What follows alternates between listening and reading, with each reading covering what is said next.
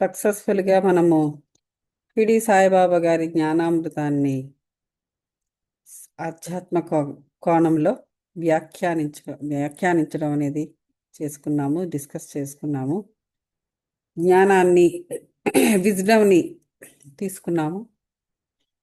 చాలా మంచి విషయం జరిగినది. Thank you so much to everybody. అయితే ఈరోజు మనం కొత్తగా చిన్న పుస్తకమే కానీ చాలా ఇంపార్టెంట్ పుస్తకం అని నాకు అనిపించింది. ఇదేంటంటే పత్రిజీ గారు రాసినదే. దీని పేరేంటంటే అష్టాంగ రాజయోగం. అంటే 8 రకాల మార్గాలు యోగాల్లో. యాక్చువల్గా నేను 21వ తారీఖుని చెప్పుకుంటే చక్కగా ఉంటుందేమో, కానీ ఎందుకు ఈవేళ మాట్లాడాలనిపిస్తుంది అనమాట. 8 రకాల మార్గాలు ఏమిటది? యమ, నియమ, ఆసనాస్, ప్రాణాయామ, ప్రత్యాహార, ధారణ, ధ్యాన, సమాధి. 8 రకాల యోగాలు అన్నమాట యాక్చువల్గా. సో యాక్చువల్గా మనం చేసే రాజయోగము ఇవన్నీ ఉన్నాయి. అసలు వీటి గురించి ఇవంటే ఏమిటి, ఒక్కొక్క దానికి అర్థాలు, ఇవన్నీ మనం తెలుసుకుందాం. ఓకే, ఇది దీని పేరు అష్టాంగ రాజయోగం. పత్రిజీ గారు రాసిన బుక్ ఇది. చూడండి ఇది. ఓకే, యోగం అంటే అర్థం ఏంటంటే కలయిక. యోగం అంటే కలయిక. యుంజతే ఇతి యోగ అని అంటారు. కనుక దేన్ని ఏదైనా మరొకటితో కలిస్తే అది యోగం.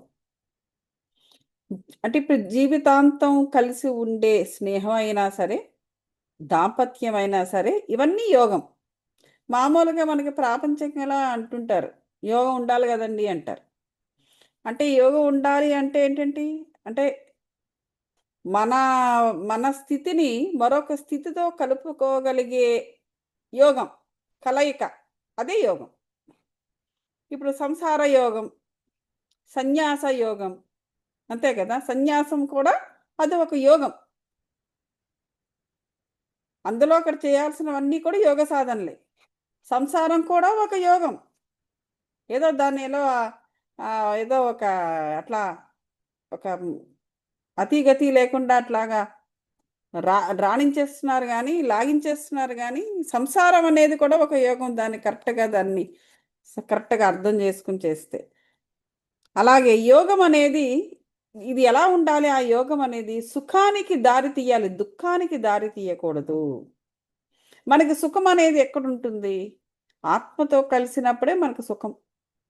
అలా ఆత్మయందు మనం ఉండకుండా బయట ఊళ్ళో అంతా మనం ఉన్నాం అనుకోండి, అక్కడ ఎక్కడ సుఖం ఉండదు, ఎప్పుడు దుఃఖమే ఉంటుంది. అటువంటి దుఃఖంతో కలవడం అనేది యోగం కాదు మళ్ళీ. ఎందుకంటే సుఖానికి దారి వేసేదే యోగం. అది దానికి విరుద్ధమైనది వియోగం. బాగా బాగా ఆలోచించండి. అదేమిటండి, ఎప్పుడు సుఖాలతోనే మనం కలుస్తామా? సుఖాలతోనే మనం కలిసి ఉంటామా? దుఃఖం అనేది కూడా చాలా న్యాచురల్, చాలా సహజ సిద్ధమైనది. దుఃఖం అనేది ఉంటేనే కదా సుఖం యొక్క వాల్యూ తెలుస్తుంది. ఇవన్నీ కాదు, ఇవన్నీ కూడా ఏమంటారు,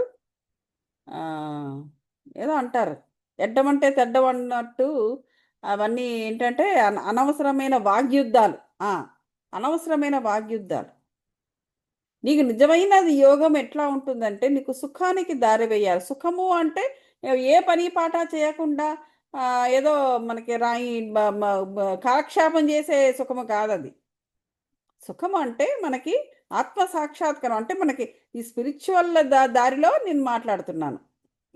సో దీనికి ఆపోజిట్గా ఉండేది తద్విరుద్ధమైన వియోగము దుఃఖానికి దారి తీస్తుంది. అది యోగం అనరు, దాని వియోగము అంటారు. కనుక యోగం అన్నది సుఖానికి దారి అని తప్పకుండా తెలుసుకుని తీరండి. యోగం లేకపోతే అక్కడ ఏముంటుంది మరి? ఏముంటుంది? సుఖం లేకపోతే ఏముంటుంది? ఆ ప్లేస్‌లో దుఃఖం ఉంటుంది. వియోగం అనేది జరుగుతుంది. చూసారా? ఎప్పుడైనా సరే మన ఆత్మతో మనము కలిసి ఉండనప్పుడు మనకు ఎదురయ్యేది మన ఆత్మత నుంచి మనము విడిపోతే మనకి ఎదురయ్యేవన్నీ కూడా వియోగాలే, దుఃఖాలే. మానవునికి దుఃఖమనేది ఎందుకొస్తుంది అంటే ఇదిగో కారణం ఇదే. ఎప్పుడూ కూడా వాడు తన ఆత్మకు దూరంగా వెళ్ళిపోతున్నాడు. ఎప్పుడూ దాన్ని పట్టించుకోవటం లేదు. వాడు ఎప్పుడైతే తన ఆత్మను వాడు పట్టించుకోడో, ఆ ఆత్మ ద్వారానే కదా పరమాత్మను చేరాలి. ఇక పరమాత్మ కూడా ఇంక మన దారిలోకి రాడు. ఆత్మ లేక, పరమాత్మ లేకపోతే మరి దుఃఖం కాకపోతే ఇంకేం మిగులుతుంది మానవునికి? అది. యోగంలో చాలా రకాల యోగాలు ఉన్నాయి. ఉదాహరణకు హఠయోగం తీసుకుందాం. చూద్దాం ఏమిటో. హఠయోగం. ఈ హఠయోగం అంటే ఏంటంటే మన భౌతిక శరీరముతో మనం ఏకమై ఉండటము. హఠయోగము అంటే. కావాలంటే రాసుకోండి బుక్స్‌లో. హఠయోగము అంటే మన భౌతిక శరీరముతో మనము ఏకమై ఉండడము. అనేక రకాల ఆసనాల్లో, ముద్రల్లో, హఠయోగ ప్రాణాయామ రీతుల్లో మన శరీరంతో మనము ఏకమై ఉండటమే హఠయోగము అని అంటారు. చూసారా? హఠయోగములో ఎన్ని వస్తాయి? ఆసనాలొస్తాయి, ముద్రలొస్తాయి, హఠయోగ ప్రాణాయామ రీతులొస్తాయి. ప్రాణాయామాలు ఎన్నో రకాల ప్రాణాయామాలున్నాయి. ముఖ్యంగా నేను చేయించేది నాడీ శుద్ధి చేయిస్తాను. ఆ నాడీ శుద్ధిలో కూడా పిల్లలకైతే ఒకలా చేయించాలి, పెద్దవాళ్ళు ఇంకోలా చేయాలి. ఈ ఈ అలా అంతే కాకుండా ఎన్నో రకాల ప్రాణాయామ రీతులున్నాయి. అన్నీ కూడా బ్రీతింగ్ టెక్నిక్సే. అవి మన శరీరంతో మనం ఏకమై ఉండటానికి ఇవన్నీ కూడా ఉపయోగపడుతుంది. దానివల్ల ఎన్నో లాభాలు శరీరానికి చేకూరుతాయి. శరీరము సుఖముగా, ఆరోగ్యంగా ఉంటుంది. అంటే లైట్ వెయిట్ ఉంటుంది. అనవసరమైన కొవ్వు చేరదు. లేకపోతే అనవసరమైన విషపూరితమైన మెటబాలిక్ ప్రొడక్ట్స్, బై ప్రొడక్ట్స్ ఈ శరీరంలో ఏర్పడవు. ఎప్పుడైతే విషపూరితమైనవి లేకపోతే మన ఆత్మకు లేదా మన శరీరానికి ఎగనెస్ట్‌గా పనిచేసే కెమికల్ ప్రొడక్ట్స్ ఏది కూడా మన మన శరీరంలో జరుగుతున్న జీవక్రియల ద్వారా ఉత్పన్నం కానప్పుడు మన శరీరం ఎప్పుడూ ఆరోగ్యంగా ఉంటుంది. అలా ఆరోగ్యంగా ఉంచగలిగేలా చేసే శక్తి ఈ హఠయోగానికి ఉంది. ఈ హఠయోగంలో ఎన్నో ఆసనాలు, అలాగే ముద్రలు, హఠయోగ ప్రాణాయామాలు కూడా ఉంటాయి. రెండవది ఏంటంటే కర్మయోగము.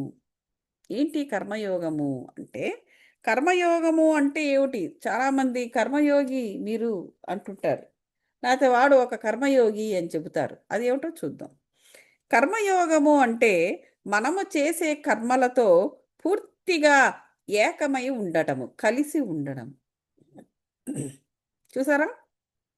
అంటే కాన్షియస్‌గా ఉండడము. మనము చేస్తున్న కర్మ మీద మనము స్పృహతో ఉండడము. అంటే ఎలా ఉండాలి? మొన్ననే సాంఖ్యయోగం చెప్పాను నేను కొంతవరకు. ఫుల్ మూన్ మెడిటేషన్‌లో. అందులో కర్మయోగము అనేది ఎలా చెయ్యాలి అనేది అర్జునుడికి చెప్తున్నాడు కృష్ణుడు. కర్మను నువ్వు చేస్తూనే ఉండాలి అర్జునా. నువ్వు కర్మ చేస్తే గాని నీ యొక్క బంధాలతోటి నువ్వు బయటపడవు.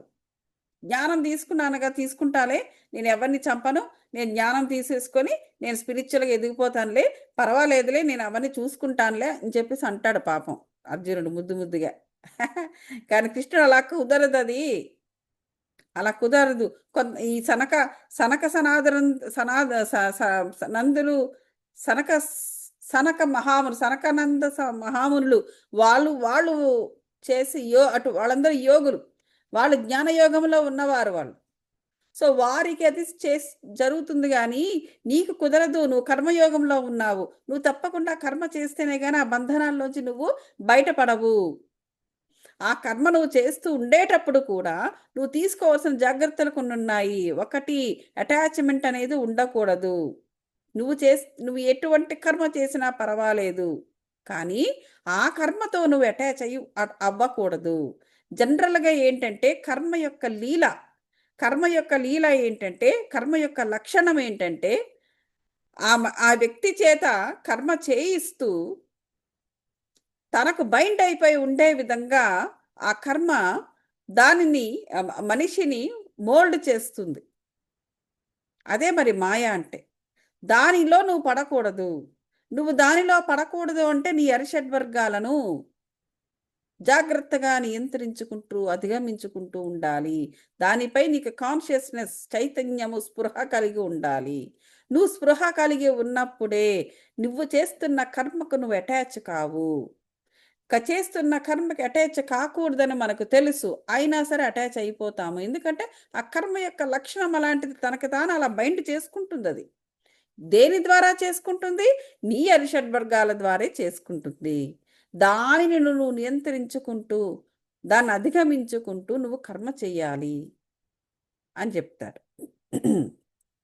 సో అదే విధంగా మనం ఇక్కడ చేసుకోవాలి. ఇక్కడ ఆ కర్మతో మనము కలిసి ఉండాలి, కానీ అటాచ్మెంట్ ఉండకూడదు. ఓ విద్యార్థి చదువుకుంటూ ఉన్నప్పుడు చదువుతోనే కలిసి ఉండాలి. అది చూసారా? ఎప్పటి ధర్మాలను అప్పుడు మనం పాటిస్తూ పోయామనుకోండి, సంసారంలో ఉంటే సంసార ధర్మం, ప్రేమలో ఉంటే ప్రేమ ధర్మం, విద్యార్థి దశలో ఉంటే విద్యార్థి ధర్మం, లేకపోతే తల్లిదండ్రులకు సేవ చేసే పరిస్థితిలో ఉన్నప్పుడు వాడు సేవ, తల్లిదండ్రుల యందు ఆ ధర్మం, లేకపోతే ఉద్యోగం చేస్తే ఉద్యోగ ధర్మం, వ్యాపారం చేస్తే వ్యాపార ధర్మం, ఏ టైంకి ఎప్పుడు ఏ ధర్మాన్ని పాటించాలో, పితృదేవతల ధర్మాలు పాటించాలా, లేకపోతే అది చేయాలా, ఇది చేయాలా, ఇల్లు కొనుక్కున్నావు ఇంటి ధర్మం, కుటుంబం అనేది ఏర్పాటు చేసుకున్నావు వాళ్ళకేదో చూడాలి కుటుంబ ధర్మం, వాళ్ళు అలాగా వాళ్ళని కుటుంబాన్ని ప్రిపేర్ చేసి వాళ్ళని అలాగా గాలికి వదిలేసినట్టు వదిలేయకూడదు. ఈ ధర్మాలన్నీ ఎప్పటికప్పుడు మనం పాటించుకుంటూ ఉండడమే, వాటితో కలిసి ఉండడమే ఈ కర్మయోగం. ఓ వ్యక్తి తినేటప్పుడు ఆ ప్రక్రియతోనే ఏకమై ఉండాలి. చూసారా? భోజనం చేయడం కూడా చెప్తున్నాడు ఇక్కడ. తింటుండేటప్పుడు మనం ఏం చేస్తాము? టీవీ పెట్టుకుంటాం. భోజనం అంతా కూడా ప్లేట్లో వేసుకొని అక్కడికి వచ్చి టీవీ చూస్తూ తింటాం. చేస్తున్న కర్మ ఏంటి? ప్లేట్లలో భోజనం తినాలి, కానీ మన దృష్టి టీవీ మీద ఉంటుంది, లేకపోతే సెల్ ఫోన్ చూసుకుంటూ ఉంటాం, లేకపోతే వాళ్ళకి వీళ్ళకి ఫోన్ చేస్తూ భోజనం చేస్తూ వాళ్ళకి వీళ్ళకి ఫోన్ చేస్తూ అచ్చకాయ పుచ్చకాయ మాటలన్నీ మాట్లాడతాం. అది కుదరదనమాట. ఇక్కడ ఏం చెప్తున్నారంటే, భోజనం చేసేటప్పుడు భోజనం తినే అనే ప్రక్రియతోనే ఏకమై ఉండాలి, నేర్చుకునేటప్పుడు నేర్చుకునే ప్రక్రియతోనే ఉండాలి. ఈ విధంగా మనం చేసే ఆయా క్రియలతో, ఆయా కర్మలతో పూర్తిగా లీనమై అందులో ఉండటమే కర్మయోగము. యోగ కర్మను కౌశలము అనేసి కృష్ణ పరమాత్మ కూడా అన్నారు. కనుక చేసే కర్మలలో పూర్తి కౌశల్యాన్ని చూపించాలి. చూసారా? కౌశల్యము, స్కిల్, పూర్తి కౌశల్యము, పూర్తి స్కిల్ని చూపించాలి మరి ఏ పని చేసినా. అలాగే ఈవెన్ జనక మహారాజు కూడా అదే చేసేవారు. స్పిరిచువల్గానే ఆయన పరిపాలన చేసేవారు. వాళ్ళు చేసేది కూడా అదే. నువ్వు ఏ పని చేసినా కూడా పరిపూర్ణంగా చెయ్యాలి అంటే కౌశల్యంతో, స్కిల్ఫుల్గా, పరిపూర్ణంగా చెయ్యాలి. ఎంతవరకు పరిపూర్ణంగా చేశామో నీకు ఎలా తెలుస్తుంది? నువ్వు ఎప్పుడైతే పరిపూర్ణంగా పనిని నువ్వు చేసావో దాని నుంచి నీకు తృప్తి అనేది వస్తుంది.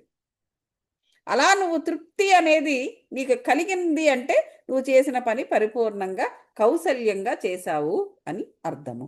అది కర్మయోగంలో మనం తీసుకోవాల్సిన జాగ్రత్తలు. మూడవది ఏంటంటే నాదయోగం. చూడండి, అలాగే నాదయోగం అనేది ఉంది. నాదయోగం అంటే ఏమిటి? చక్కటి సంగీతముతో మనము ఏకమైపోవటము నాదయోగం. సంగీత రసాస్వాదములో మనం లీనమై ఉండటం, అదే నాదయోగము. చూసారా? సంగీత రసాస్వాదములో మనము లీనమై ఉండటం. అలా లీనమవ్వడం వల్ల, సంగీతముతో లీనమవ్వడం వల్ల ఏమవుతుంది? మనందరికీ తెలుసు, అనాహత చక్రము యాక్టివేట్ అవుతుంది. అనాహత చక్రం యాక్టివేట్ అయిన అయితేనే మనం స్పిరిచువల్గా అక్కడ ఉన్నాము అని అర్థం. స్పిరిచువల్గా మనము కనెక్ట్ అవుతున్నాము, ఆధ్యాత్మికంగా మనం కనెక్ట్ అవుతున్నాము అంటే అర్థం ఏంటంటే, అక్కడ మనం అర్థం చేసుకోవాల్సినది, అక్కడ మనము అనాహత చక్ర స్థాయిని మనం యాక్టివేట్ చేసుకోవడం అనేది జరిగినది. సంగీత రసాస్వాదంలో మనము లీనమై తీరాలి. దీనిని నాదయోగము అంటారు. ప్రతిరోజు ఏదో ఒక టైములో, సాయంత్రమో మధ్యాహ్నమో, ఎప్పుడు టైం ఉంటే అప్పుడు కాసేపు కాసేపు ఆ నాదయోగాన్ని మనం అనుభవించి తీరాలి.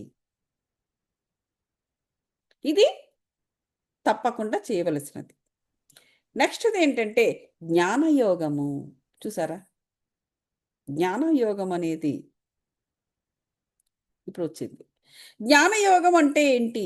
మనందరికీ తెలిసినదే. ఆత్మజ్ఞాన పుస్తకాలు చదవడం, మహత్తరమైన ఆత్మజ్ఞాన పుస్తకాలలో ఉండే జ్ఞానముతో ఏకమై ఉండడము యోగం. సరే, ఎన్ని రకాల యోగాలు ఉన్నాయో, ఈ యోగమే సుఖానికి దారి. ఈ యోగమే సుఖానికి దారి. ఈ సుఖము అని లేని చోట, అంటే నువ్వు యోగముతో కలవని చోట, అంటే నువ్వు సరి అయిన కర్మతో నువ్వు కలయిక అనేది జరగని చోట ఏముంటుంది? వియోగం అనేది ఉంటుంది. వియోగము అనేది దుఃఖానికి దారి వేస్తుంది. చూసారా, మన ఆత్మతో మనము అనుసంధానమై ఉంటేనే మనకు సుఖము, అదే యోగము. ఆత్మ ద్వారానే మనం పరమాత్మను కనుక్కోవడం అనేది జరుగుతుంది. ఇక్కడ యోగము జరగకుండా బయట ఎక్కడో భౌతిక ప్రపంచంతో గనక మనం ఉంటే, అంటే మన మన ఆత్మకు మనం దూరం అయిపోతే ఇంకా మనకి మిగిలేది ఏముంది? ఆ వియోగమే, దుఃఖమే. అందుకే భౌతిక ప్రపంచంలో దుఃఖమే ఉంటుంది. అది వదలనే వదలదు. ఏదో అప్పుడప్పుడు మనకి సంతోషం అలా వచ్చి అలా వెళ్ళిపోతుంది. కానీ ఎప్పుడు అలాగే ఎప్పుడు కంటిన్యూస్‌గా ఈ దుఃఖం అనేది మాత్రం ఉంటుంది. ఎందుకు? ఎందుకంటే ఆత్మకు వాడు చాలా దూరంగా ఉన్నాడు. అది. అది వియోగం కింద వస్తుంది. ఒక పుస్తకము చదువుతున్నామనుకోండి, ఒక భగవద్గీత గాని, పతంజలి యోగ సూత్రాలు కానీ, అందులోని జ్ఞానముతో పూర్తిగా సమ్మిళితమై ఉన్నప్పుడు అదే జ్ఞానయోగం. చూసారా, ఉదాహరణకి భగవద్గీత కావచ్చు, పతాంజలి యోగ సూత్రాలు కావచ్చు, ఏ పుస్తకమైనా కూడా అందులోని జ్ఞానముతో పూర్తిగా సమ్మిళితమై ఉన్నప్పుడు అది జ్ఞానయోగం కింద వస్తుంది. ఇప్పుడు చూడండి, మన పుస్తకాన్ని చదివాము. ఎలా చదివాము? మన షిరిడి సాయిబాబా గారిది నిన్నటితో అయిపోయింది. ఎలా చదివాము? పూర్తిగా ఆధ్యాత్మిక కోణంలో చదువుకున్నాం. వ్యాఖ్య పూర్తిగా ఆ పుస్తకంతో ఉన్నాం, దానితో మమేకమైపోయాం. అది జ్ఞానయోగం. అంటే ఒక మనము కొంత సమయాన్ని జ్ఞానయోగంలోనే మనం ఉన్నాం. అదనమాట. సో ఈ జ్ఞానముతో ఏకము కావటము జ్ఞానయోగం అంటే, మన శరీరముతో ఏకము కావటము హఠయోగము, మనం చేసే కర్మలతో ఏకమై ఉండడం కర్మయోగము, ఆత్మజ్ఞానముతో స్వాధ్యాయము ద్వారా ఏకమై ఉండటము జ్ఞానయోగము, చక్కటి సంగీత సుధారసముతో ఏకమై ఉండడము నాదయోగము. తప్పకుండా రోజులో ఏదో ఒక సమయంలో ఈ యోగాన్ని కూడా మీరు చెయ్యండి. ధ్యానము ఒకటే కాకుండా ధ్యానయోగం, అది ధ్యానంతో కలిసి ఉంటే ధ్యానయోగము జ్ఞానయోగమే కాకుండా కాసేపు నాదయోగము కూడా. అలాగే భక్తి యోగము, అలాగే మన భక్తి యోగం ఉందనుకోండి, సకల చరాచర సృష్టితో ఏకమై ఉండటమే భక్తి యోగము. చూసారా, సకల చరాచర సృష్టితో మనం ఏకమై ఉండడము భక్తి యోగము. అంటే ప్రతి ఆత్మతో మన అనుసంధానం అవుతూ ఉండడం, అంటే అన్నిట్లోనే మనమే ఉన్నాం. అంటే ఈ రెండు ద్వంద్వానికి, మంచి చెడు ఉదాహరణ తీసుకుందాం. మంచి చెడు, లేకపోతే అందము అగ్లి, లేకపోతే సుఖము దుఃఖము. ఇప్పుడు ఒకదాన్ని ఫలానా వాడు మంచివాడు అన్నాం అనుకోండి, అంటే మరొకరిని ఎవరినో మనం చెడ్డవాడు అని అన్నా అనకపోయినా చెడ్డవాడు అనేవాడు అక్కడెక్కడ వాడు ఉన్నాడనే కదా అర్థము. సో ఆ రెండిటికి మనం అతీతముగా ఉండాలి. అప్పుడు మనకు ఈ రెండిటితోని మనం కనెక్ట్ అవ్వము. రెండు మనకు కనిపిస్తూ రెండు ఎగ్జిస్ట్ అవుతుంది. రెండు కూడా, రెండు లక్షణాలు కూడా ఉన్నాయి అని యోగికి అర్థమవుతుంది, తెలుస్తుంది. కానీ అతను ఈ రెండిటికి అతీతంగా ఉండటం వల్ల ఈ రెండిట్లో ఏ ఒక్కదానితోనూ అతను కనెక్ట్ అవ్వడు. అది అలా కనెక్ట్ అవ్వకుండా ఉన్నప్పుడే అతను ప్రతి ఒక్కదానితో అనుసంధానం కాగలడు. లేదంటే ఎక్కడో ధర కనెక్షన్ ఏర్పడిపోయింది అనుకోండి యోగికి, అప్పుడు మామూలు సామాన్యుడిలాగే ఉంటాడు వాడు కూడా. ఇంకప్పుడు యోగి ఎలా అవుతాడు? అప్పుడు ఎలా భక్తి అనేది ఎలాగా అతను స్ప్రెడ్ చేయగలడు? ఆ భక్తి, ప్రేమ, విశ్వాసము ద్వారానే మనము విశ్వంతో కనెక్ట్ అవ్వగలము. బాబా గారు వెరీ క్లియర్గా చెప్పారు, రైట్? భక్తి, ప్రేమ, విశ్వాసము. విశ్వసించాలి, నమ్మకము. విశ్వాసం అంటే నమ్మకము. ఆ నమ్మకం అనేది ఉన్నప్పుడే మనకేమొస్తుంది? శ్రద్ధ వస్తుంది. శ్రద్ధ వచ్చినప్పుడే నీకు పేషెన్స్, సబూరి కూడా వస్తుంది. సో ఇవన్నీ కూడా ఇంటర్ కనెక్టెడ్ అనమాట. సో కాబట్టి భక్తి యోగము అనేది దేనికంటే ఈ సకల చరాచర సృష్టితో ఏకమై ఉండటమే భక్తి యోగము. నేను నాది అనేది తీసివేయాలి. ఇప్పుడు ఇందాక చెప్పినట్టు మంచి చెడు, నేను నాది, ఇవన్నీ కూడా వీటన్నిటికీ అతీతంగా ఉండాలి. హై వైబ్రేషన్స్తో మనం కనెక్ట్ అవ్వాలి. 500 అబవ్, మేబీ 500 నుంచి 400 అబవ్ నుంచి. మనం ఒక పిరమిడ్ ఉంటుంది కదా, ఫ్రీక్వెన్సీ 400 హెర్ట్జ్, 500 హెర్ట్జ్. 400 అబవ్ నుంచి మన కనెక్ట్ అవ్వాల్సిన వైబ్రేషన్స్. అప్పుడు ఏం జరుగుతుందంటే ఈ భక్తి యోగంలోనే మనము ఉండడం అనేది జరుగుతుంది. అది మనిషి యొక్క చరమదశ. అంటే ఏంటంటే ఇది మనిషి యొక్క చరమదశ. మనిషి యొక్క చరమదశ అంటే అక్కడితో మనం చనిపోతామని కాదు. అంటే ఇక్కడ మనిషి అనేవాడు అంతవరకు కూడా మానవుడు. ఇంకక్కడి నుంచి వాడు మహనీయుడు అయిపోతాడనమాట. అది అక్కడ అర్థము. ఇక మానవుడిగా అది చరమదశ. ఇంకక్కడి నుంచి నువ్వు ఎప్పుడైతే నువ్వు కనెక్ట్ అవుతున్నావో అక్కడి నుంచి నువ్వు మహనీయుడివి, నువ్వు మహనీయురాలివి. మానవుడు మహనీయుడు అనే సినిమా కూడా ఉంది. సో ఇంతవరకు కూడా మానవ దశలే. ఇంతవరకు నువ్వు లర్నింగ్ అనేది ఎప్పుడూ ఉంటుంది. ఇంతవరకు కూడా మానవుడు సుఖ దుఃఖాలతోని, సుడిగుండాలతోని వాడు సముద్రములలో ఈదుతూనే ఉంటాడు. ఈదుతూ కింద పైన పడుతూ కనెక్ట్ అవుతాడు. ఇంకప్పటి నుంచి వాడు మహనీయుడైపోయాడు. అది. సో ఇకపోతే ఆ దశ రావాలి అంటే మిగతా యోగాలు క్రమక్రమంగా సాధన చేస్తూ సిద్ధహస్తుడైనప్పుడే ఆ అపారమైన ఇక నేను అనేదాన్ని ఇక లేను, లేదా నేను అనేవాడిని ఇక లేను. నేను అంటే ఇక ఎవ్రీథింగ్ అంటే ఇక నేను ఆ స్టేజ్కి వెళ్ళిపోవడం అనేది జరుగుతుంది. నేనే అంతా అనే భక్తి స్వరూపము ఆటోమేటిక్గా ఆయన భక్తి స్వరూపుడు అయిపోతాడు ఆ యోగి. షిరిడి సాయిబాబాల సగణ స్వరూపము నేనే అంతా. ప్రతి వాళ్ళలోని ఆడ మగ, లేకపోతే చిన్న చిటిక, పిట్ట, పీనుగ, బల్లి, గోడ మీద బల్లి అన్నీ నేనే అనేటువంటి భావన అనేది ఇక వచ్చేస్తుంది అనమాట. దాన్ని భక్తి యోగం అని అంటారు. అంతేగాని గుడిలో గంట కొడుతూ హారతిస్తూ దాంతో ఏకమై ఉండటము భక్తి యోగము కాదు అని ఇక్కడ విశదపరిచారు. ఏ శ్రీకృష్ణుడితోనూ ఐక్యమై ఉండటము భక్తి యోగము కాదు. అంటే శ్రీకృష్ణుడితో ఐక్యమై ఉండటము అంటే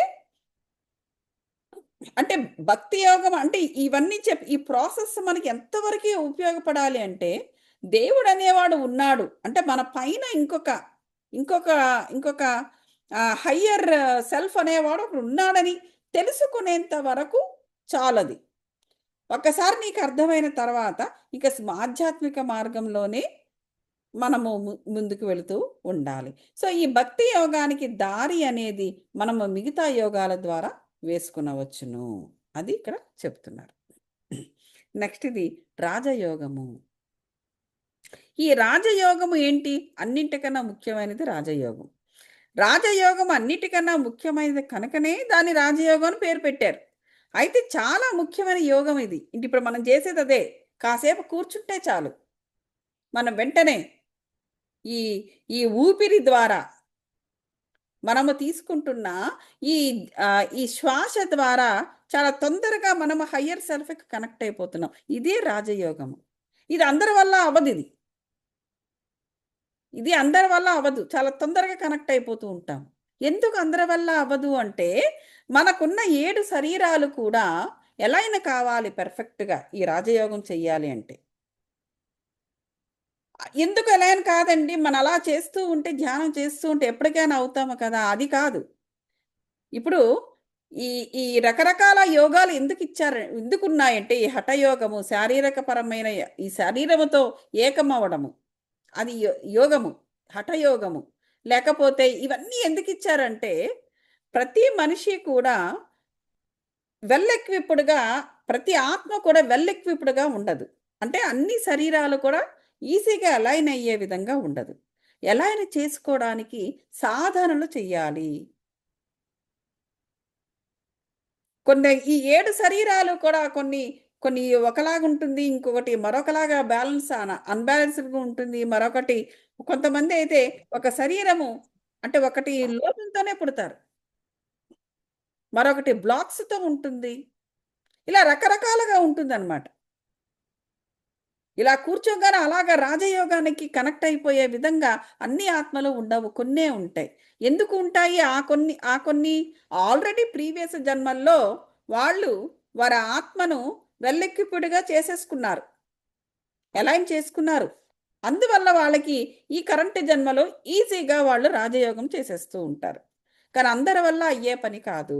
అందుచేత ఈ మిగతా యోగాలన్నీ చేస్తూ, చేస్తూ సాధన చేస్తూ రాజయోగానికి రమ్మన్నారు. భక్తి యోగానికి రమ్మన్నారు. నువ్వు ఎక్కడైతే ఎక్కడైతే నువ్వు స్టక్ అవుతున్నావో, నువ్వు అక్కడ వేరే యోగం ద్వారా దాని నుంచి బయటపడి అప్పుడు నువ్వు ముందుకెళ్ళు. అందుకోసం మనం భూమి మీదకొచ్చాం. అంతకన్నా ఇంకేమీ లేదు. ఇందులో దేనితో ఏకమై ఉంటాం మనం? మన యొక్క అతీంద్రియ శక్తులతో ఏకమై ఉంటాం మనం. ఎక్కడ? రాజయోగంలో. చూడండి. మన శరీరాన్నేమి ఉపయోగించము రాజయోగంలో. ఆసనాలు ఏమీ వెయ్యము. లేకపోతే ఏంటి ఏదైనా ఒక ఆత్మలతోనో అనుసంధానం అవుతున్నామా? ఏమీ చెయ్యం మనం. ఇక్కడ మనం ఏం చేస్తుంటాము రాజయోగంలో? అతీంద్రియ శక్తులతో మనం ఏకమవుతాం. మన third eye activation, astral travel.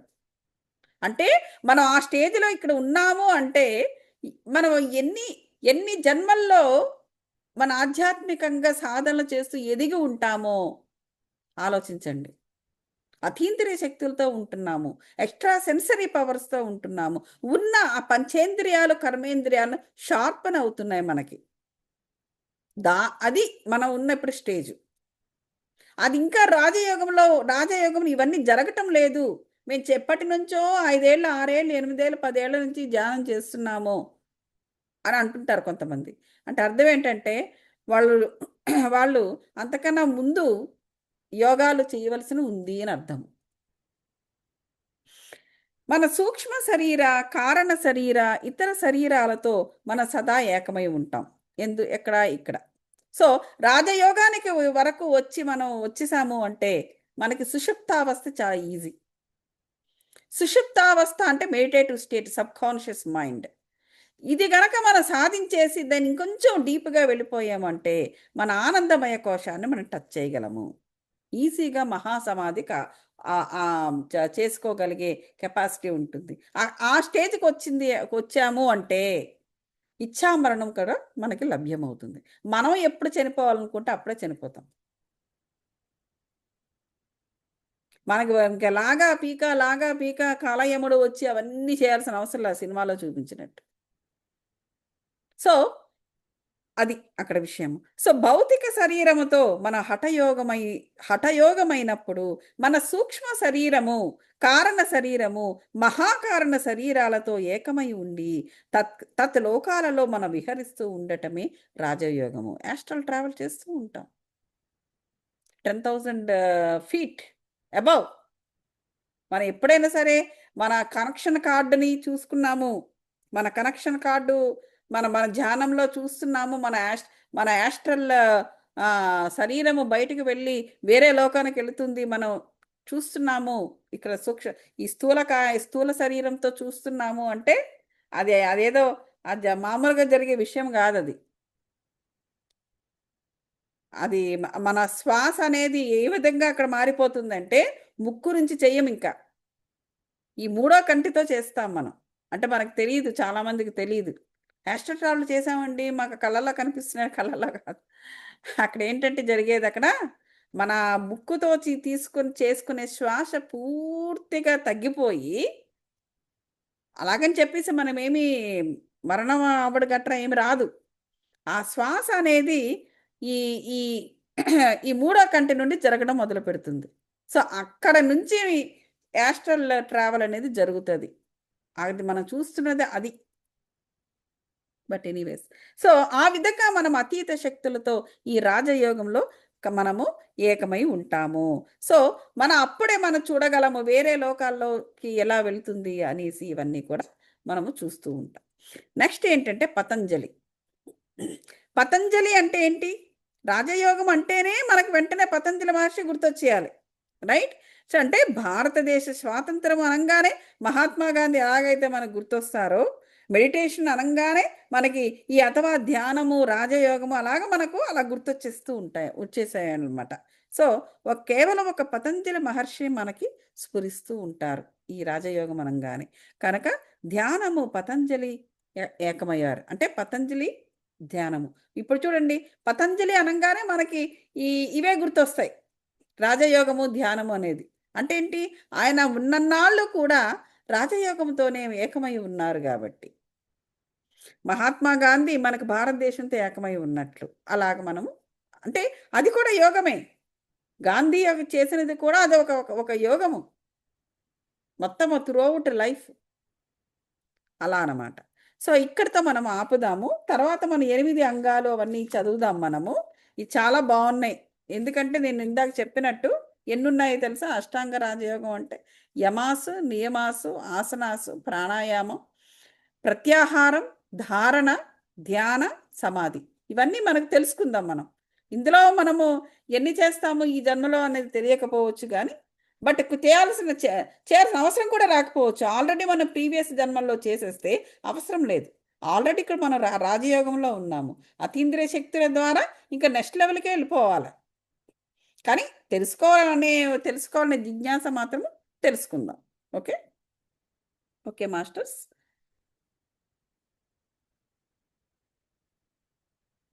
మనము లెట్స్ స్టార్ట్ మెడిటేషన్. మణిగారు, శైలజ గారు వచ్చారు, సంతోషం అండి. ఛానల్కి I am happy to see you guys. Thanks అండి. ఓకే మాస్టర్స్, మనము మెడిటేషన్ చేద్దాం. థ్యాంక్స్ గౌతమి గారు, చాలా రోజులైంది మిమ్మల్ని చూసి. Thank you. షూర్ అండి, థ్యాంక్ యూ.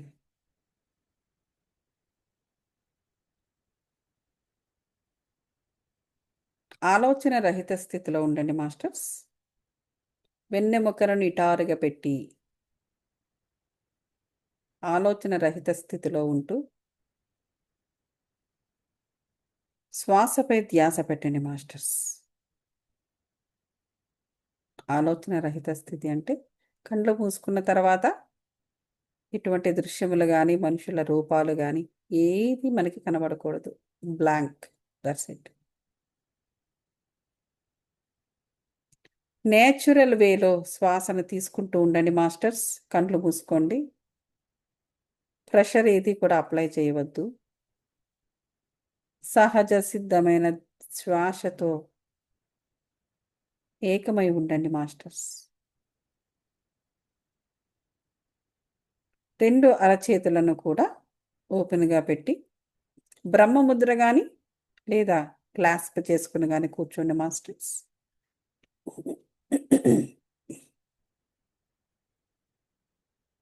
రెండు కాళ్ళు కూడా యాంకిల్ లెవెల్లో మడుచుకుని కూర్చోండి. బురుకుటి కాస్త పైకి ఆకాశం వైపు చూస్తున్నట్టుగా కాస్త తల పైకెత్తండి మాస్టర్స్. దృష్టి పూర్తిగా ఊర్ధ్వముఖములుగానే ఉండాలి. ఈ లో క్వాలిటీ ఎనర్జీస్తో కనెక్ట్ అవ్వద్దు మాస్టర్స్. క్రిందకు చూడొద్దు, కండ్లు మూసుకుని పైకే చూడండి.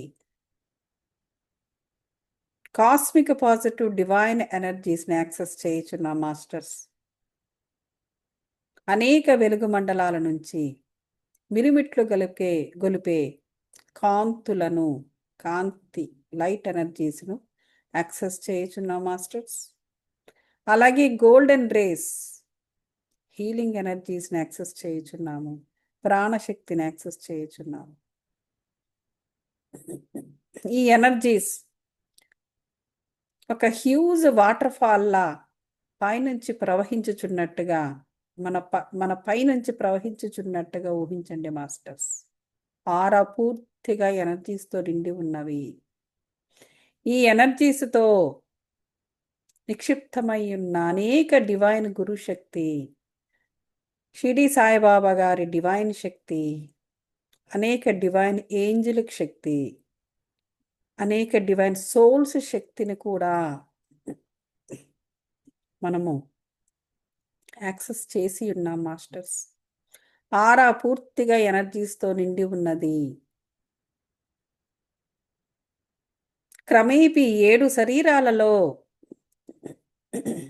ఈ ఎనర్జీస్ విరివిగా విస్తారంగా ప్రవహిస్తూ కణములలోనూ, కణముల మధ్య భాగము, కణముల లోపల ఉన్న న్యూక్లియస్ లోపల ఉన్న DNA కోడ్ను విరివిగా విస్తారంగా ప్రవహించుచున్నవి మాస్టర్స్.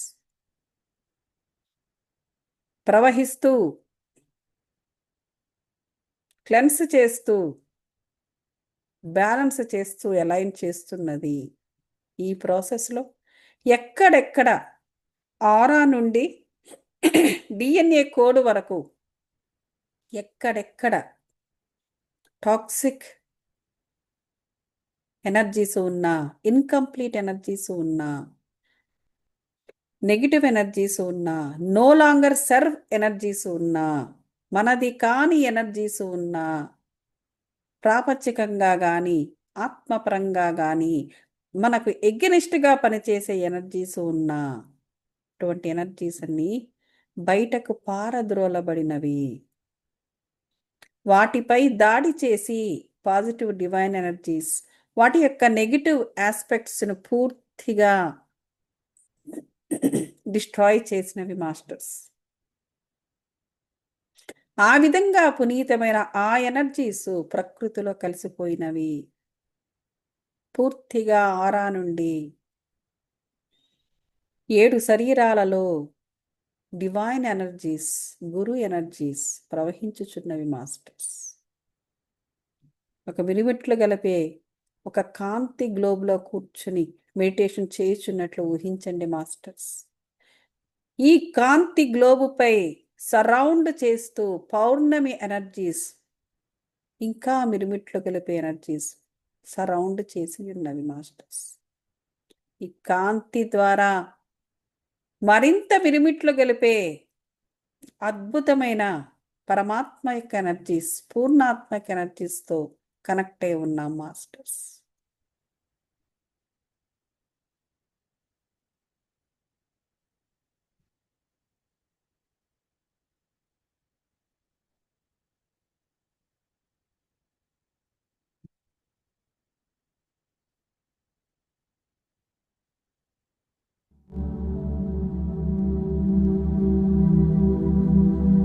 రాకపోతే తెలియజేయడం.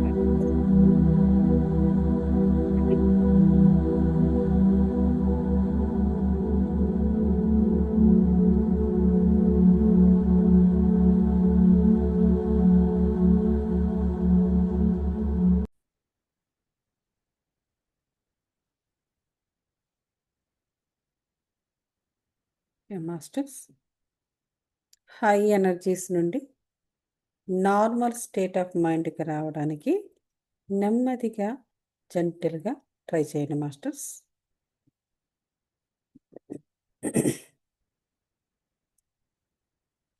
కాస్మిక్ పాజిటివ్ డివైన్ ఎనర్జీస్కి ధన్యవాదాలు తెలుపుకుంటున్నా మాస్టర్స్.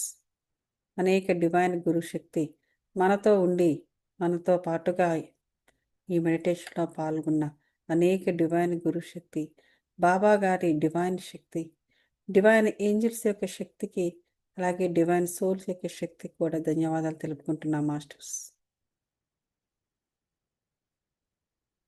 పంచభూతాలకు, ఈ ప్రకృతి మాతకు కూడా ధన్యవాదాలు తెలుపుకుంటున్నాము.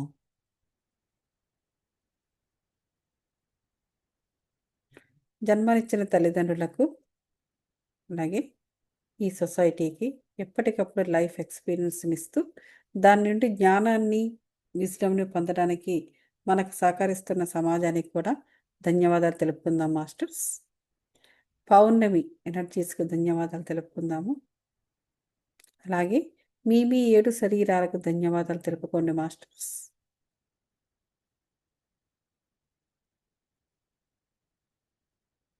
ఇప్పుడు 2 అరచేతులను తీసుకొని కండ్ల మీద పెట్టుకోండి మాస్టర్స్. 5 సెకండ్స్. 5, 4, 3, 2, 1, 0. నెమ్మదిగా 2 కళ్ళు ఓపెన్ చేసి 2 అరచేతులను నవ్వుతూ చూసుకోండి masters. Thank you masters for the meditation. ఏదైనా ప్రశ్నలు ఉంటే అడగవచ్చు. గౌతమి గారు, నేను లేట్గా జాయిన్ అయ్యానండి. కొంచెం నాదయోగం అంటే ఏంటండి చెప్పారు ఒకసారి? సంగీతంతో మనం ఓకే. ఏకమై ఉండడం. మ్హూ. అది అనాహత చక్ర స్థాయిని యాక్టివేట్ చేస్తుంది. అనాహత చక్ర స్థాయి అంటే ఆధ్యాత్మిక స్థాయి, స్పిరిచువల్ స్థాయి. అంటే అవి సంగీతాన్ని ప్లే చేస్తుంటే మనం వినటం అంటారా, లేకపోతే మనము చేయటం అంటారా, లేదా రెండు వస్తాయా అండి? మనం చేసుకుంటే మంచిదే. మనకి సంగీతం పాడడం వస్తుంది అంటే సంగీతం ద్వారా సంగీతమే మన దృష్టి ద్వారా, మన ఆలోచన ద్వారా, మన ఆలోచనదే అని కాకుండా మనం ఏ సంగీతం అయితే మన నోటి నుంచి మనం పాడుతున్నామో దానితో ఏకమై ఉండడము అది మంచిదే. కానీ అందరికీ సంగీతం పాడడం రానప్పుడు సంగీతాన్ని వినడం అనేది కూడా అలవాటు చేసుకుని దానితో ఏకమై ఉండాలన్నమాట. థ్యాంక్ యూ అండి. Thank you. అసలు ఏమీ లేకపోతే అయితే మనం ఇక్కడికి